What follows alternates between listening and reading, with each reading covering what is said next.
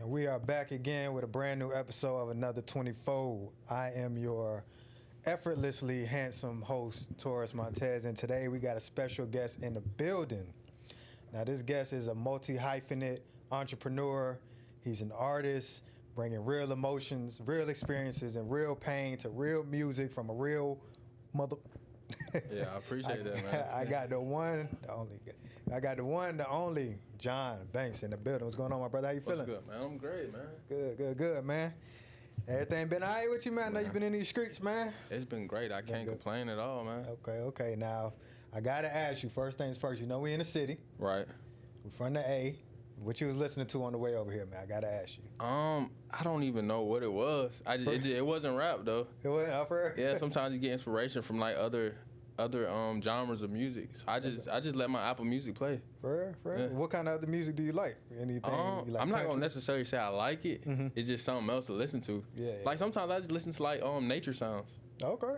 What do you get from that, you think? Some type of like it's like relief. Like for your mind. You know, just sometimes hearing something but not hearing words, or like I think like the sounds in other genres, they're like more like easy. Mm-hmm. You know, it's like therapy. Yeah, for sure. Yeah, a lot of hip hop, a lot of rap is just in your face. It's like it's a lot of noise. Yeah, and it's a lot to process. It's a lot happening in your mind. So, okay, well, that's interesting, right. Man. That's interesting, man. So, you know, of course, you know I live with your music, man. I've been listening to your projects, man, and it's a lot of, like I said, emotion, a lot of pain, a lot of real stories in that. So right. This interview might be a little heavy, bro. Yeah. Just let you know now.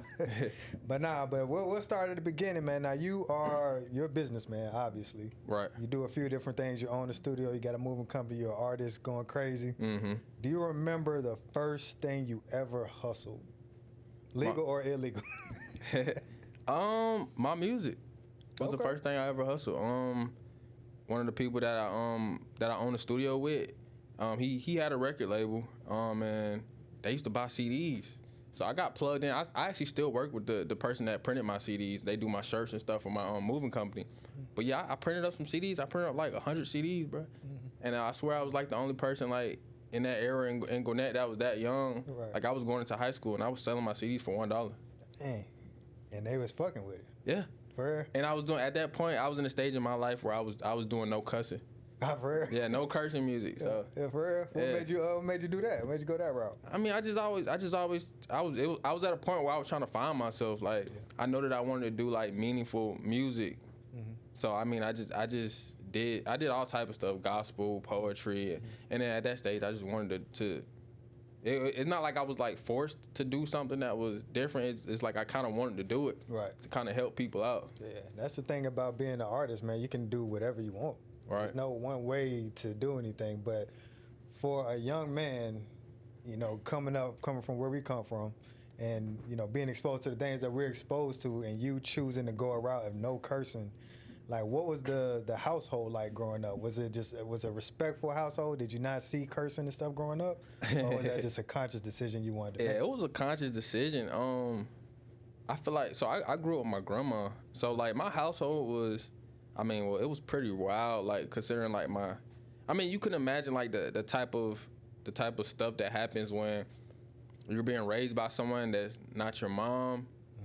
You know what I'm saying? But then you still got your mom and your parents, so you go back and forth. Mm-hmm. So it's gonna be like, you're gonna kind of be like defiant. So I witnessed that type of stuff with like my other family members. Mm-hmm. It was a point where I was like that too. So but the setup at home, it was peaceful, it was Christian. Mm-hmm. You know, the only thing that made it rough was me. Like, you know, for real, he was a troublemaker. Everything was set up right. It was just, you know, you got them when you growing up, you got them feelings. And you know, you don't know how to act or react. Right. So when you think back of you hustling your music for the first time, and you selling those CDs, do you remember that feeling when you sold your first one? When you was like, all right, look, I made $1, I made something. Yeah, I do. What was that feeling like? Like I see you smiling. Yeah, right? I felt it like it was like, cause it gave me this ego. Like I'm like, yeah, I'm him. I'm that person. Cause I started realizing what I was doing. And that's what, and then it pushed me to start doing ciphers. I was one of the first people that started up Gwinnett ciphers. It's all online on YouTube. Mm-hmm. We would go we would go to school and do like ciphers. We're not like really battling. I mean, a couple of them they're battle rappers. One of the dudes that was on there, his name Chef Trez. Yeah, he's a real battle rapper right now. But it gave me that you know what I'm saying. Doing it, it's like I'm doing it like Master P and them. Right. They did the exact same thing. Yeah, the exact same thing. Now, ciphers, that's something that don't happen too much, and you know, especially nowadays.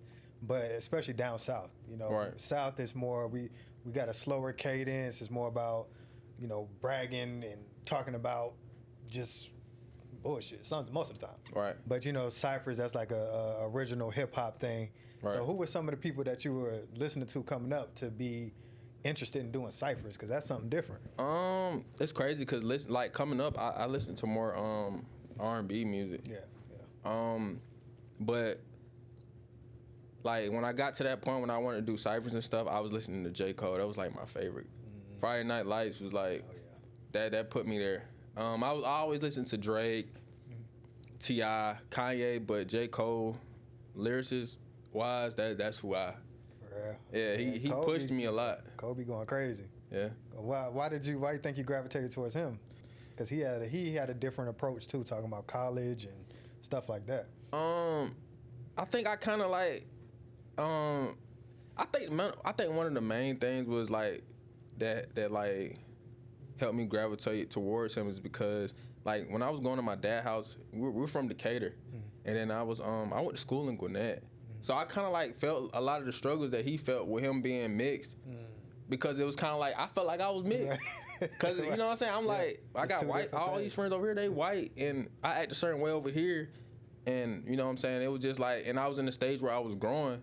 And it felt like both areas were pulling me, and then of course it was black here, and then majority white here. So that's really what like pushed me, and it kind of helped me like grow into the person I am. Yeah. To kind of like, you know what I'm saying, like it's okay to be smart. It's okay to, you know, do certain things a certain type of way. Facts, and that's what I think is part of what makes a great artist. A great artist just being able to relate to people. Right. You're not even mixed, but you felt like, man, you know, maybe I am a little mixed because you can relate to Cole and what he's talking to. That's dope. Now, when you're grinding, when you're hustling, when you're doing your thing, sometimes it works out, sometimes it don't. You know what I mean? Now, it seems to be working for you. So why do you think that your grind caught traction when a lot of other people's grinding? I mean, I feel like the only ones that don't keep traction is the ones that give up. Like it's been like plenty of times where I didn't have traction. You know, where I spent hella money, I sacrificed a lot of stuff, I lost people, but you gotta just keep going. Like I be learning, like, you know, you lose people, some people just stop. Like I've been through a lot, and I've always just had that drive to keep going. You know, you just gotta reset. So you think the fact that you were persistent and just didn't quit, you think that's the main thing? That's all it is, and that's for anybody, any and everybody. That's true. Now, what's your process like? Because again, with your music, is coming from a deep place. Right. So when you're in the studio, are you writing? Are you punching in? You freestyling? Like I'm doing everything. For real? Whatever I follow my heart. Like with my music, I follow my heart, and that's why I always do it. I don't do it to make it. I don't do it to like impress nobody. It's like when I release music, it's because I need this. Like I be needing the music.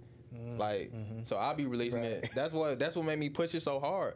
Cause I've tried to push music before that. Like I've gotten signed off of music that I liked, but I didn't want to push because it just wasn't the music that I wanted to push. So what does that feel like, having to fight those two battles? Cause that's a battle right there. It's a battle that I ain't gonna fight. I ain't never fought. I just they just didn't get my best, and I just, you know, we just had to like part ways. Yeah, so you're a true artist. Like you actually care about what you're putting out there. Yeah. It's not just a money grab. It's not just a hustle. There ain't no money. Ain't no money in it right now. I'm spending more money than anything. Right. I mean, yeah, I feel like right now, rap, hip hop, it's in a weird place, bro. Just what, 5-10 years ago, it was the #1 genre. Yeah. Now it ain't barely no rap songs on the Billboard Hot 100 right now. Yeah. I mean, you know, you got the females. The females, yeah. That's really what it is right now. Yeah. But I mean, hopefully that'll change. If not, I ain't too worried about it. But Yeah, all these rappers getting locked up, going to jail, getting killed and shot and stuff. It's scary. It's scary for a lot of artists. yeah, Now, your name is Jon Banks, right? right. Just us under God. Mm-hmm. So how does that faith show up in your artistry and in your business? I put God first and everything.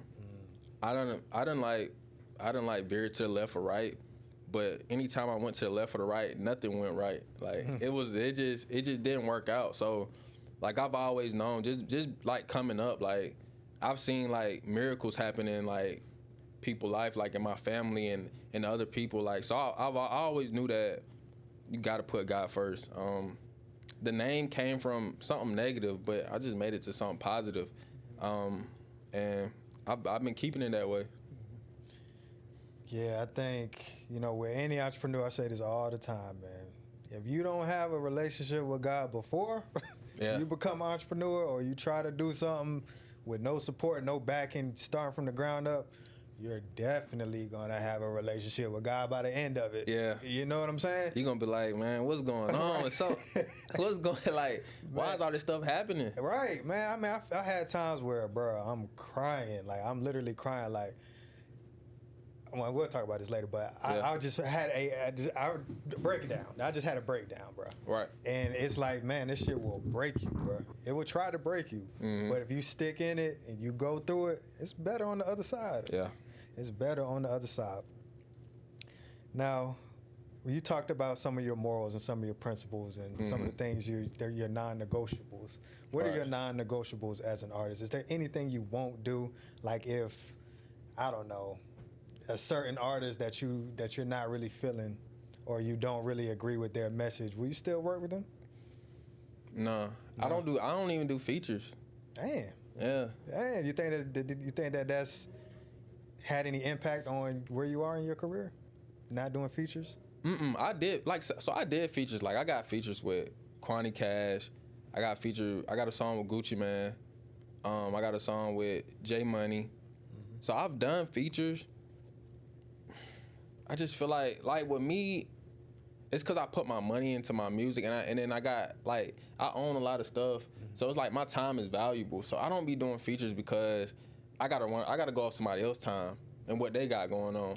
So we can do a feature, but when we gonna release it, like it might be a good time for me, it might be a bad time for you. You know, it might still be your sound, but it ain't my sound. Right. So it's just a lot. It's just a lot that goes into it. Like, so I just don't do it. I'm not at a stage where I feel like I need it. Yeah, yeah. Now, are you one of those artists that can go in the studio, crank out 10 songs in a day? Or do you like to take your time and kind of live with your experience? I take my time. Yeah. Yeah. I mean, I can do 10 songs in a day. It might be one or two Right. songs that I want to keep. Yeah. Got you. Huh. I think, that's hard to crank out a bunch of songs. I feel like I couldn't be no artist, bro. Like I just couldn't do it because it's a lot of pressure to me. It feels like because you gotta stay active, you gotta stay in people's face, you gotta stay on the blogs, you gotta stay, and it's like, do I want to do all that? Probably not me. It's not for me. That's why you got to be a true artist. Like you can't be. I know people that claim they're artists and they'll go in the studio like I got to make a stripper song. I'm like, man, and it's hard to them. It really is because you're trying to do something that you feel like you got to do. Yeah. Like art don't come that way. It come in free form. Facts. You know what I'm saying? So you do it when you feel it or when you think about it. You don't just going like I'm locking in I'm locking in all weekend. Yeah, I know. I hear a lot of artists say like they need to live through something before they can go back to the studio. Like I ain't got nothing to talk about. That's how I am. I gotta live through it. I gotta see it. You know. And if you're an artist, you'll go through it. Yeah. Eventually, it'll come to you. Like I got times where I don't record at all. Because when it's time for me to record, I'm gonna have so much to say. Right, exactly. You gotta wait for that right moment. Yeah.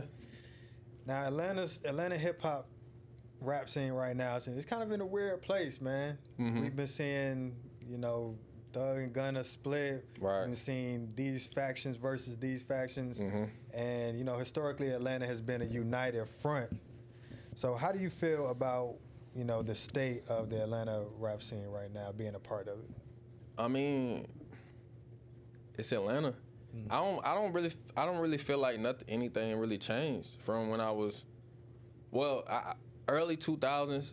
Well, since I've been a part of Atlanta music, I don't feel like nothing. I mean, it's the same artists. Right now, we literally in the same sound that we was when I was in high school, or the futuristic, Yeah. So it ain't really nothing really changed, cause like the lyricists, they didn't come from here anyway. So Yeah, that's true. it's always been, Atlanta has always been trendy, Right. and the fact that we on the same stuff, we like the music is like running off of drama and stuff that goes viral. It's the same thing. Yeah, I think Atlanta's never going to, like, we had the rap game on hold for a minute. Yeah, T.I. T.I. stuff like that. Jeezy. Yeah, going crazy, Future, all of them. Yeah. And I think it's going to be hard for somebody to take that crown, man, just because this is just like, there's so many black people here doing, like, so many people want to come here.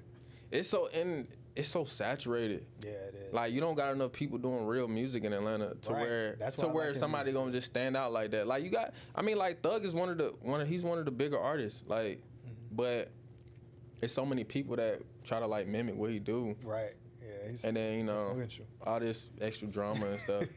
But I love Thug music. Like that album What Punk.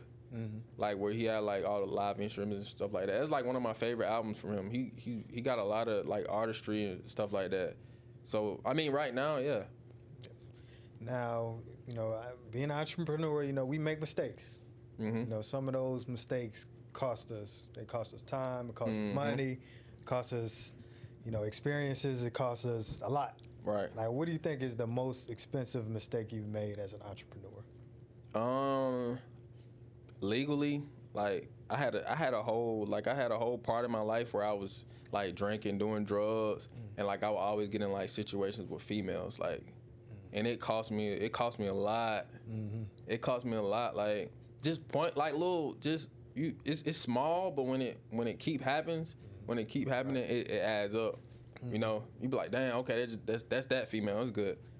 Okay, then it happened here and it happened there, so it cost me a lot of time with that. That's about the biggest thing ever. Yeah. That so basically females, drugs and alcohol. Yeah. Yeah. Now, that's a touchy subject, the drugs and the alcohol and stuff, because when you're on it, you don't really realize the effect that it's having on you. You kind of got to get off of it to realize that. So did you realize that you were kind of messing up? Did you realize in that moment, or did it take you a while? You had to look back and realize, like, man, dang, I got to hold myself accountable. Man, I had to I just recently realized, like, I had to. It was times where I got sober, but I don't know, like. So when you get off of drugs, like, it's a reason why people go to rehab or they go to detox, because it's certain things that you got to get out your system and your body for your mind to work properly.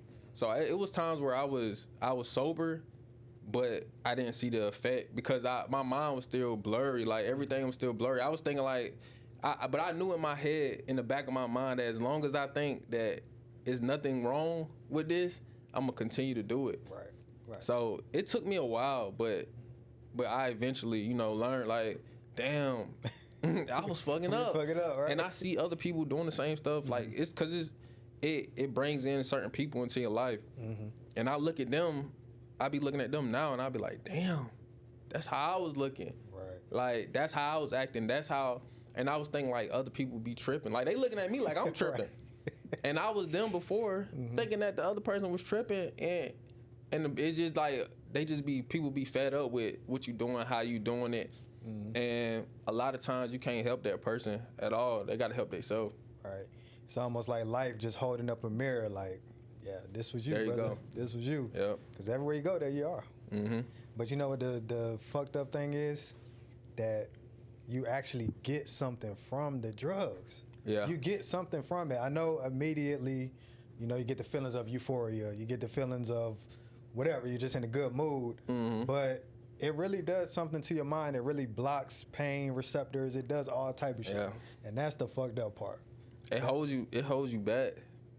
So like back, like some people do it because of it's something that initiates it, but not realizing that same thing gonna be there when you come down, and then like you just spend so much money on it and you waste so much time, and then you gotta realize that like with time, you know, people go with time, things happen.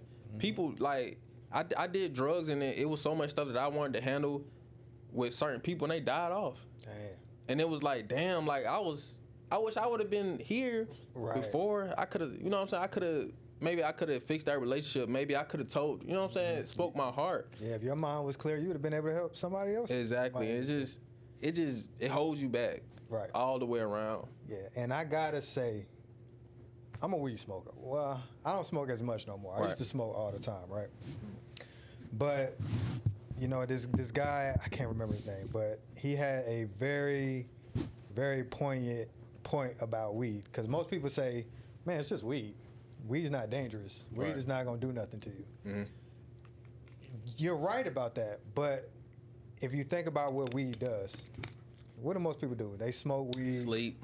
They sleep. Eat. They sit down. Non-productive stuff. They watch a movie. Mm-hmm. They listen to music. And then they look up and it's been 4 or 5 hours. Right. So the weed makes everything more entertaining. Mm-hmm. And you feel like you're actually doing something. You're like, yeah, I'm watching this movie. I'm in it. Like, this shit great. But then when you look back on all them hours of you smoking weed and being high, you didn't get nothing done. Yeah. And that's the danger of weed. Mm-hmm. That you don't get shit done when you're on it. Yeah, I feel like anything you gotta do. Like I've tried a lot. I've done like me being an artist. Mm-hmm. Like when you coming up, you see people do stuff so that they like, yeah, I do this. I lock in and I do this. And I just feel like anything that you gotta do to do something is you just don't need to do it. Right, it's a crutch. You're gonna be dependent on it. Yeah. And then when you get off of it, people are gonna be like, man, what the fuck is this? What am I listening to? Yeah. You know, because they said that with Thug's recent album. They're like, well, he can't do drugs no more, so this album is garbage. Yeah. And it's like, damn, it's like, you gonna make this man go back to doing drugs, bro? It ain't. I mean, I don't think it's that. It's just that you gotta find because you gotta understand like that. A lot of drugs and alcohol, it like heightens your emotions. Mm-hmm. So it's a certain sound that come out of you, and then you go through a phase where you gotta find yourself. Like a lot of people after drugs, they don't speak for a while because there's so much in like battles they having internally. But once they finally find themselves, they got so much to say. So it just, you know, you just gotta go through that stage. Right. Say no to drugs, kids. That's basically what we're saying. Just say no. Now, there are times when, you know, when we're doing things to make money, sometimes we got to choose between doing the right thing or doing the profitable thing. Has that ever happened to you? You ever had to make that choice? Mm-hmm. What was that like? I mean, for me, I got a conscience and like, so I've done it, but it's a horrible feeling, man. Cause I get conviction. Like, you know, I feel like I'm just one of those people that I'm connected like with God. So those times that I had to do it, I knew something was coming back. You know, I knew it was gonna come back, and it was like, damn, I feel like I gotta do it. And all it was is I was just being impatient with God. You know what I'm saying? Like, I need this right now. Right. But I regretted that in the end because it came back. Right. You never get away from it. Whatever you put out is going to come back. Right. So in those moments when you feel like God is talking to you specifically, like, man, you know you're wrong for that. Mm-hmm. What do you do to kind of comfort yourself? Are you in your Bible? You pray? You watching a sermon? How you connect with God usually?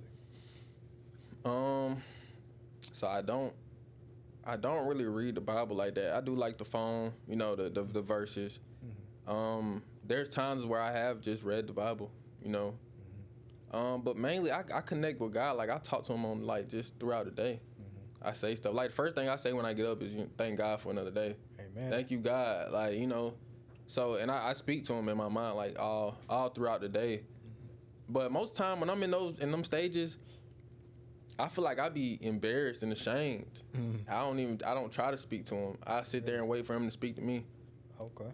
How does that usually happen? Do you usually see a sign that somebody say something and you're like, I was just thinking about that? Yeah, that, or I'll eventually just break down, you know. you be trying to hold stuff in, man. You try to hold it in, you think you strong, and then eventually you just break down. Right, right. And I think that's a huge problem with, black men in general. It's like, man, we don't got to be so tough all the time. Right. I mean, the world hates us. Mm-hmm. So it's like you kind of have to be tough in the world, but we're human. We're vulnerable. We got emotions. We care. You know what I'm saying? And it's okay to be vulnerable. It's okay to cry and shit like that. Yeah, and in private, yeah. In private. In private, right. Now, you growing up, going between Decatur and Gwinnett, did you feel like you had to prove yourself? Yeah, for sure. I did, cause going back to Decatur, stuff like that, people, they feel like I'm privileged. Mm-hmm. And then going back home, going back to school and stuff, they might think that I'm, yeah, I had a lot to prove. I fought a lot in school. Mm-hmm. I fought a lot in school because I feel like I had stuff to prove, just based off of how I looked and how I moved and the things that I had. Mm-hmm. People were just hating. Yeah, they would hate. For nothing, I fought over a sugar cookie. I fought over a chicken nugget. And all of this stuff is just really, really because of a female. That's a girl like, hey, you can have this chicken nugget. I'm like, and like, nah, you take it. I'm like, damn, what's up? Boop, boop, boop, boop, and we fighting. Dang. Yeah, I fought over a cookie. Mm-hmm. It was just hateful stuff. Yeah, kids. And back then I didn't really think of it because I'm like, I want to fight anyway. So I ain't, but then looking back, I was like, dang, why was he mad about a chicken nugget? Kids be just mean and evil for no reason. Yeah, it's just that she liked me, and I don't like her. I'm just chilling. I'm eating. I'm just eating, and you know how that stuff be. People have they internal things that they put out on you. Right.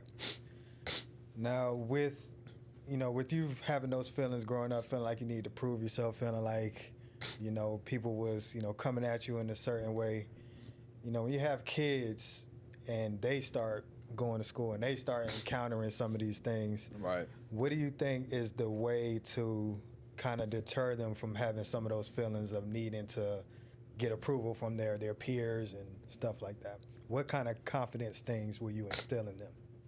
So I got kids. Mm-hmm. I got one that's she's 13 right now.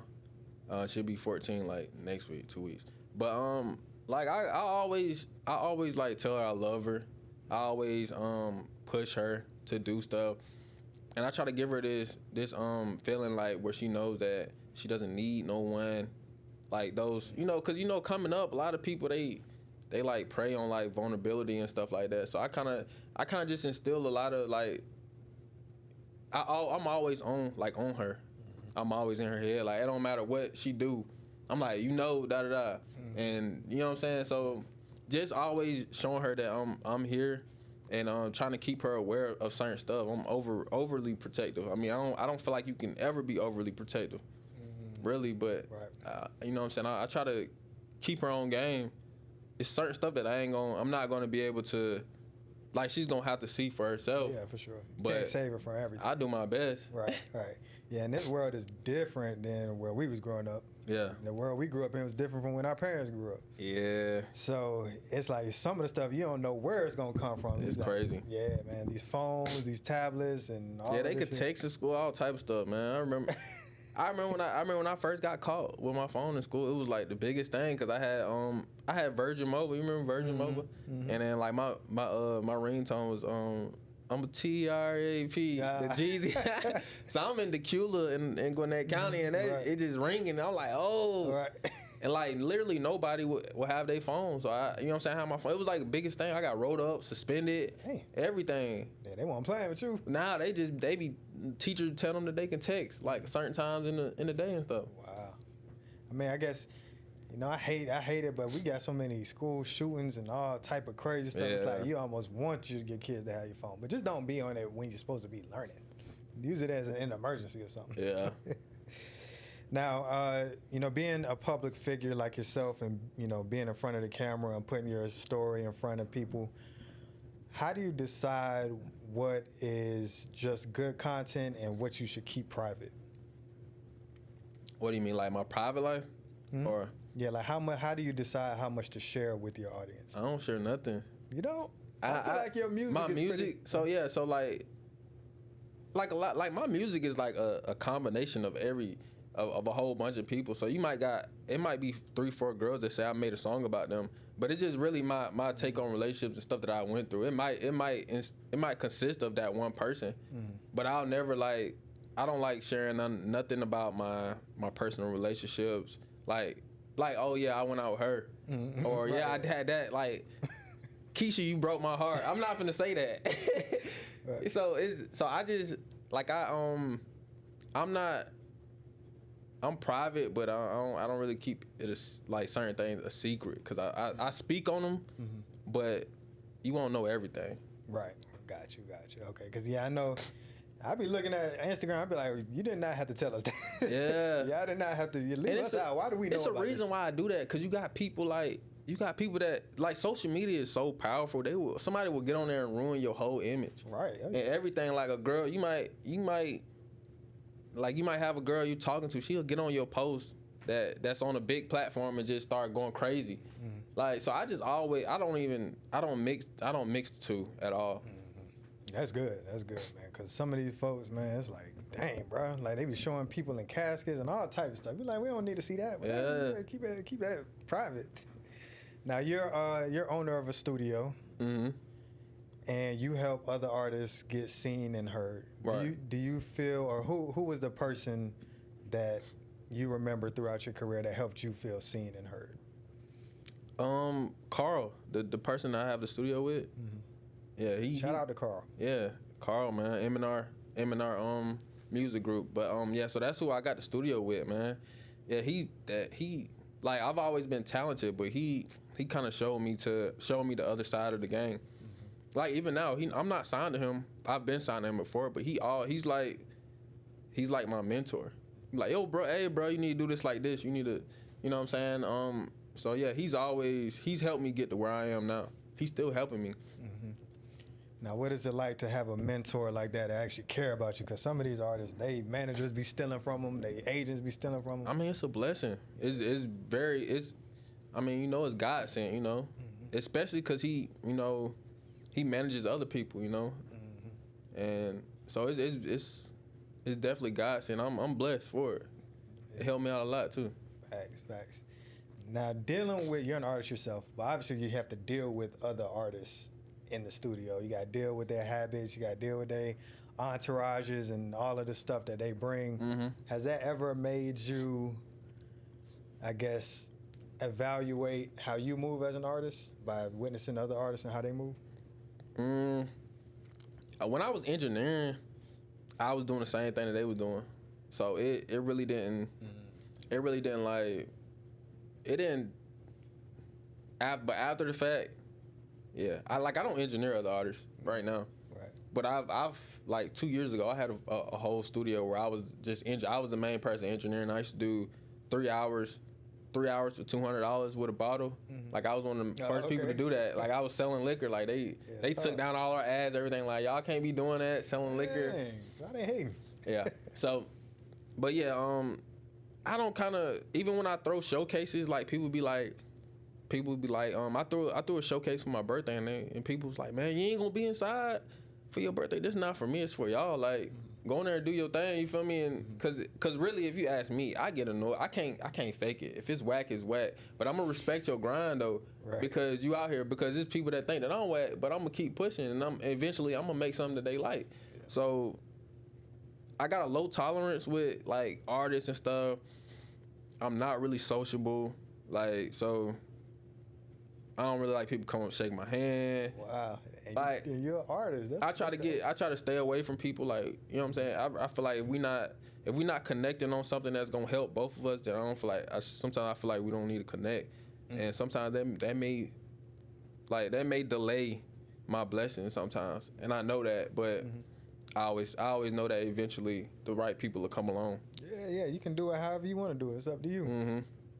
Yeah, because I ain't gonna lie, man. Some of your artists, some of the ones that I've been wanting to interview and stuff, it's just, They be hard to deal with real sometimes. You know, we be like, man, stay off the dope, bro. Just doing a lot, yeah. Trust me, I know. Yeah, man. And then it's like you're on the phone with them and they like, yeah, you know what I'm saying? So, yeah, you know what I'm saying? Yeah. But no, I don't know what you're saying, bro. You didn't say nothing. What are you talking about? Trust me, I've been like that. I've never, when I was in that stage in my life, I didn't like being around people. So I didn't do a lot of music stuff. But when I did, I just knew it was awkward as hell. I was like, hey, I'll be right back. Because I'm like, let me get right. Right. Because I like, see, he gonna tell this experience to other people. So Exactly. But yeah, some people they do that. They'll be high as hell, drunk as hell, all that.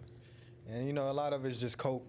You know, just coping with whatever you went through, right? Your upbringing and all of that. It's sad, but it's true.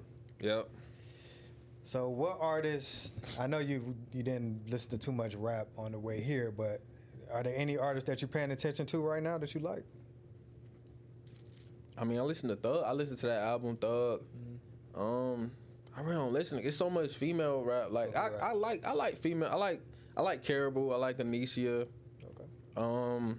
I like more underground. Like I listen to them too.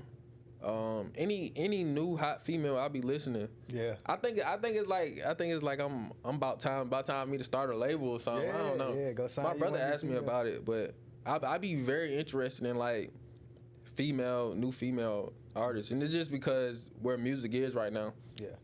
How do you think you would run your label? What do you think you would do differently, than some of the people that you've experienced or worked with? I can't say. Cause if I knew, then I would have already started one. But I just know that like I'm a Virgo, so I'm kind of a little bit controlling, and that's kind of why I don't want to do it, because I don't want to choose somebody that I want something for them that they don't want for themselves. Okay, and then it's a lot of emotions. Then you dealing with a person. You ain't dealing with a robot. Right. So yeah, I really don't know. I'm not at that point in my life yet where I can determine that. Yeah. So with the artists coming up that's working hard, that knows that they want to be an artist, but you have the experience, you've been doing it for a long time. What is it that they don't understand about being an artist that they need to understand if they're going to do this and do it at a high level? It costs money. And they ain't giving it out right now, so you got to make it. Yeah, they cost money. I mean, you can regardless, it's going to cost money. It costs money and it costs time. I mean, and now time could just be being on social media, connecting with people, but you're going to have to do both. You know what I'm saying? People going to want to work with you, but everybody got to be compensated for their time. Yeah. It's a business, really. It ain't, people be like, oh yeah, it's not like back in the day where you could audition and you could just get on something for being talented. It's a lot of talented people out here. But it ain't enough room for everybody, and it ain't enough money either for everybody. So you basically gotta invest to hopefully get money back out. Yeah. And a lot of people don't want to invest because they don't care about their music that much. Damn, now you said something there. You gotta care about your shit. You gotta care about your music. But yeah, money talks, man. Money talks. Now you mentioned that a few times about there's no money in music. Why you keep saying that? Well, how do you know that? Because I spend a lot of money. I spend a lot of money. I'm talented. Like I know people with labels. You know what I'm saying? I know people with management companies. And I just know. I see like labels investing money in artists, and I see what comes out of it, and like how much money comes out of it periodically. And I see people wanting to sell like they masters or sell this and sell that. It's like it's money in it, but you to get the money you own less and less of yourself and less of your craft and your music. Right. Like you see everybody selling they songs and they masters. Yeah. Dang. So all the money, it ain't no money in it for me. It's money in it for that company that's buying the masters. Yeah. They the one that's gonna keep making the money. Yeah. Dang. And it's crazy because that's what rappers are known for, flexing their money. Being braggadocious, buying 100 bottles in the club. It's retarded, man. Day's over, huh? Yeah. I mean, you got the jewelry and stuff, but that's all that's saturated, man. You could wear moissanite and VVs and lab diamonds. It all look the same. Right. You just wasting your money. Right. Yeah, nobody care either.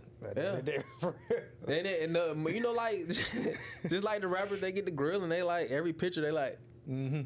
Like, bro, don't nobody care. Right. It's a little dude in middle school that got the same. The grill looked exactly the same. Look the same. Exactly.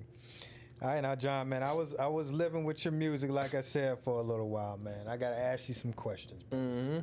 I need you to expand a little bit, just so I can get some understanding about who you are, right? Right. On the song Self, you said, "You can't love me, you don't love yourself. I can't trust you, I don't trust myself." Now, why do you feel like in that moment you couldn't trust yourself? Do you feel like you were just making a bunch of bad decisions, or you was cheating on your girl? Why couldn't you trust yourself in that moment? I couldn't trust myself in that moment because I was in a point in my life where I literally would make promises to myself and promises to God, and it wouldn't even take nothing. Nothing gotta happen. I'll forget about it. And I'll get so far gone where I done forgot that I even made the promise to myself and to God and to people. And it was crazy because I actually believed in my heart that that's what I knew that that's what I wanted to do, but I couldn't. My mind and my body and the things around me wouldn't allow me to do it. So at that point I couldn't trust myself because I'm like, damn, God, it's the last time. I promise you, this is it. And next thing you know, I'm doing it. I couldn't even control it. Now, do you think that is a product of, it's not your commitment. It's because I feel like if you're making a promise, you're making a commitment. Right. But it just seems like so many distractions have been thrown at you. You probably just, rustling and bustling throughout the day that you just had a lot on your mind and you just couldn't keep that promise. Or do you think that was like, you know what, I'll do it later. Was it like intentional or more of a product of your It was definitely intentional because it was something that, it's like everything that was going on, it was like a domino effect. I knew that once this happened and I do this, that this gonna happen. So it was something that I was doing. I just didn't care about it. So that's why I was saying I couldn't trust myself because I could care one moment, then next thing you know, I don't went all the way to the other side. Damn. So how have you changed in that? How did you grow from that? I'm very like patient and I'm very like attentive to certain things that like triggers. That's like one of the big things with me, especially like being a recovering drug addict. Like triggers my environments. Like I'm very specific. Like I'll tell somebody like, look, get out of my house, cause I don't like the vibe that you just brought in. Like protect your peace. Yeah, and like just certain stuff like. Just certain like negativity or people saying stuff like I got a moving company. I literally fired someone because I'm like, bro, don't come to work talking about, oh, is that far? Oh man, you getting paid? Like, you know what? Don't even worry about it. Don't come back to work no more. You know, it's just certain stuff that I know, and that's small. You know what I'm saying? That's just something that's small. So you run a tight ship. But you know what? What happened is that you keep doing that, it's gonna be nagging at me. I'm gonna snap on you. Because it's just like I know what I've been through and I know what other people go through, and for you to bring in negativity when everybody got stuff going on in their life, you know what I'm saying? Yeah, like you ain't special, nigga. Yeah. So I'm just real particular about the people around me and like the things I allow, like certain things that have happened with people that I used to allow, like, man, I'm gonna give it a pass. I don't give it a pass no more. I just don't. Cause I'll say something to them, it's gonna hurt. It might hurt your feelings. I'm gonna say it respectful, but at the end of the day, they either gonna go along or go about their way. Right. But it's just something that's for me, cause I know, you know what I'm saying, like my boundaries and the stuff that I need to happen for me to continue doing what I'm doing. Right, and that's helping you keep those promises to yourself. Now There you're you doing go. a better job of that. Yeah, for sure. All right, man. I'm gonna hit you up in a couple weeks back, man. You keeping them promises? Yeah, for sure. All right, man. On autopilot, you said some pretend because they want my position but don't have the gift. Right. Now, obviously, you're a talented artist, but what are the other gifts that you have that people may not know? Business. So business. Motivation. Like, I'm a real good speaker. I'm a real good like coach. Almost all of my talents are either like artistry or business. Yeah. So, do any of those gifts come with a curse? Yeah. It does. What does that look like? I mean, all of them generate money, and a lot of stuff come with that. So like even now, I have to protect myself. I can't post certain stuff. I can't hang with certain people. I can't be in certain areas. Sometimes, like a lot of times I'll be lonely. Like I have to be lonely, cause it's just better for me and my business and my brand. Like I be wanting to be like everybody else. Sometimes I be like, dang man, let me go do this, let me go do that, and I be thinking like, I can't do that. So you know what I'm saying? It's lonely. You don't gotta be paranoid, but you gotta be cautious. Yeah, for sure. Even regular people gotta be cautious. Shit. And that's why I say I don't keep stuff a secret, but I'm very private. I don't let people know where I stay. I don't let people know a lot of stuff about me, because people are evil out here, man. Oh, yeah. Like when you got stuff going on for yourself and people see it, a lot of people, they prey on you.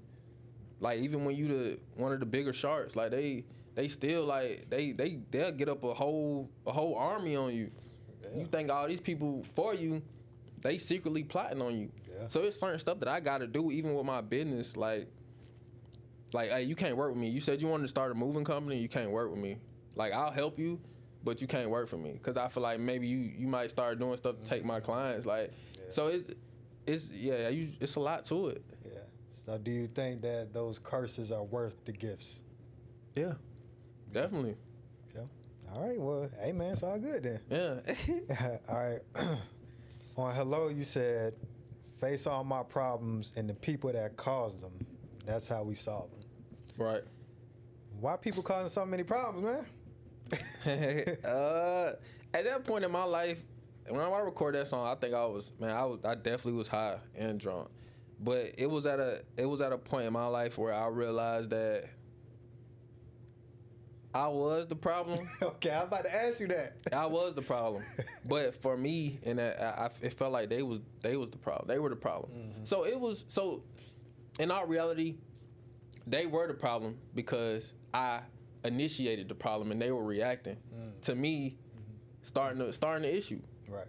So that's where they came from. Was it a specific incident that happened, or is this like a combination of like everybody? Because like when you doing drugs and stuff, you be doing stuff and you don't see that it's bad. You don't see nothing wrong with it. Right. So everybody the problem. The drug's the problem. Yeah, say that? There you go. The drug the problem, but I'm choosing to do it, so I'm the problem. Yeah, facts. You know what I'm saying? Facts. So you hold yourself accountable. Yeah. You know the mistakes that you're making. All right. That's what it takes to be a man, bro. I appreciate that. Now, we're in Atlanta again. We grew up here. We've grown up with this music and these artists. So I got to ask you some questions just to see where your mind at. All right? This or that. So for Young Thug, this or that, we got Power versus Kill Before. Which song you choosing? Power versus what? Kill Before. Oh, Kill Before, for sure. Okay, all right. Hot or Check? Check. Okay. All right, Digits or With That? Digits. For sure. Danny Glover or Stoner? Stoner. Best Friend or Halftime? Best Friend. Best Friend? Yeah. Dang. Halftime was that one for me. I know you're real decisive. You didn't think about none of these. All right, for future, Codeine Crazy or March Madness? March Madness. Dang. All right, Mask Off or Thought It Was a Drought? Mask Off. Fuck Up Some Commas or Low Life? Low Life. Wait For You or Wicked? Wait For You. 56 Nights or Might As Well? 56 Nights. Okay, all right. T.I., the King. We got What You Know or Rubber Band Man? What You Know. Live Your Life or Dead and Gone? Live Your Life. Dead and Gone, they played that song too much. They played it out? Yeah, they played that one out. All right, Top Back or 24s? Top Back. Over 24s? Yeah, they did all the different versions of it. Mm-hmm. Yeah. Gotcha. All right. You Don't Know Me or ASAP? You Don't Know Me. That's the only one you had to think about. Bring Him Out or Why You Wanna? Bring them out for sure. Bring Him Out. All right, Jeezy. I'm gonna get you on this. Watch. Soul Survivor or Go Crazy? Go Crazy. What? Yeah. I like so they did the same thing with that. They played that out too. Okay. All right. Put On or My President? Put On when he put because Kanye was on that. Kanye snapped on that. I ain't gonna lie. Kanye snapped on that. All right. And Then What or I Love It? Damn, that's hard. I say I love it. All right. Trap or Die or Air Forces? Trap or Die. That one was tough for me. All right. Who That or Lose My Mind? Who That? They say who that? They go we that. Yeah. All right. Gucci, from your side of town. Trap House or First Day Out? First Day Out. Yeah, I gotta go, man. That's probably his best. Yeah. I Think I Love Her or Freaky Girl? Freaky Girl. That beat was crazy. Yeah.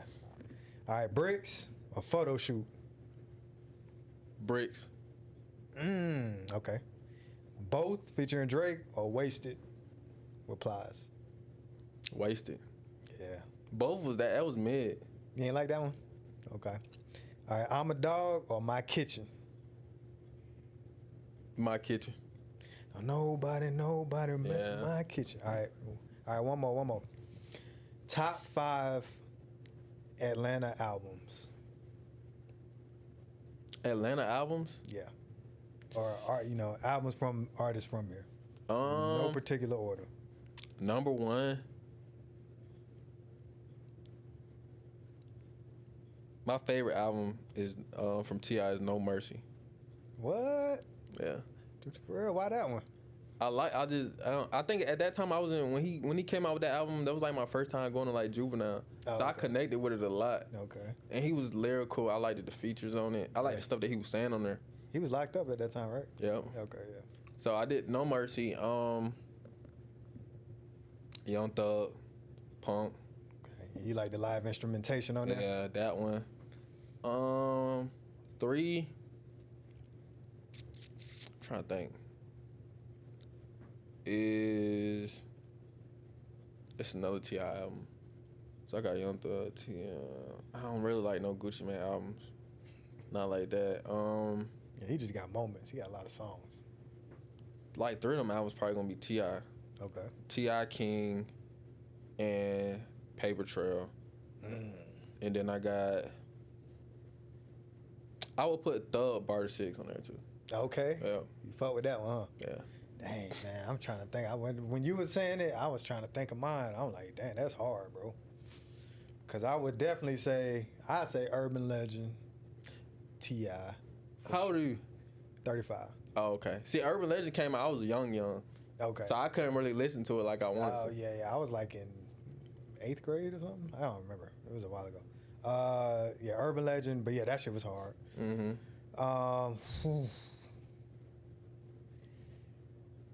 I'm going to say DS2 from Future. Oh, yeah.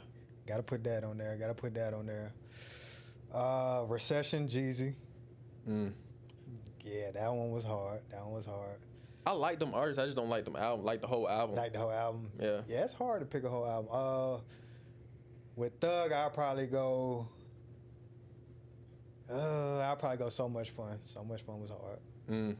Yeah, that was a good album. Yeah, that was dope. And then I want to say like an Outkast album, but that's kind of like, well, they just say all that. And they just rap albums, right? Yeah, I'm just going rap albums. And then one more. Who would I go with?